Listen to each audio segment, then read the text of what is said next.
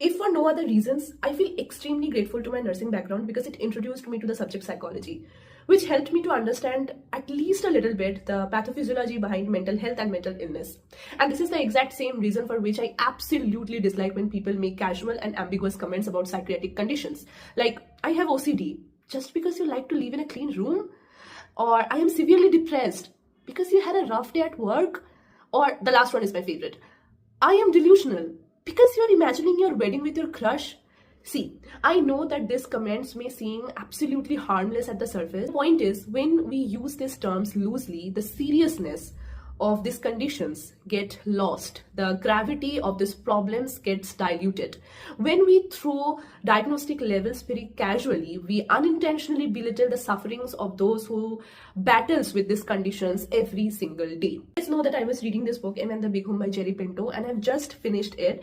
And in this book, the narrator said that he had an experience in his third year of visiting a mental hospital, and everything that he had described in this book is painfully real, because as a nursing student, I too have an experience of visiting mental hospital for my clinical experience.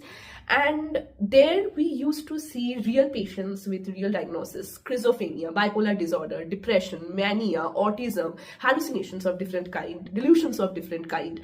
And these patients, it was so painful to see them because their institution was completely lost, their insight was hampered, and their perception was their reality. The hallucinations or the delusion can be so vivid, so real, that even if God himself comes and appears in front of these patients and say that whatever you're seeing or whatever you're hearing is not real, the patients won't believe them. In this book, Em and the Big Hoom, Em is an unforgettable character. She's witty, she's funny, she's deeply loving. But she also suffers from mental illness, bipolar disorder with psychotic features, hallucinations, depression, postpartum depression to be precise. One day she is very loving, chattering with her children. The next day she is found in a devastating condition after her suicidal attempts. In the book, we not only see the suffering of Em through the narrator's eyes, but also the silent endurance of her family members. Mental illness is a serious condition, not something to laugh about, where the patient's cognition is completely lost, but the caregivers also suffer through unpredictable hospital visits, through anxiety, through stress, and everything. In this book, Em suffers, but also her caregivers go through drastic role shifts. The children, the father learns to survive around the illness of Em. Mental illness is not an exaggeration. It is not a personality trait. It is not an aesthetic vocabulary or trained language.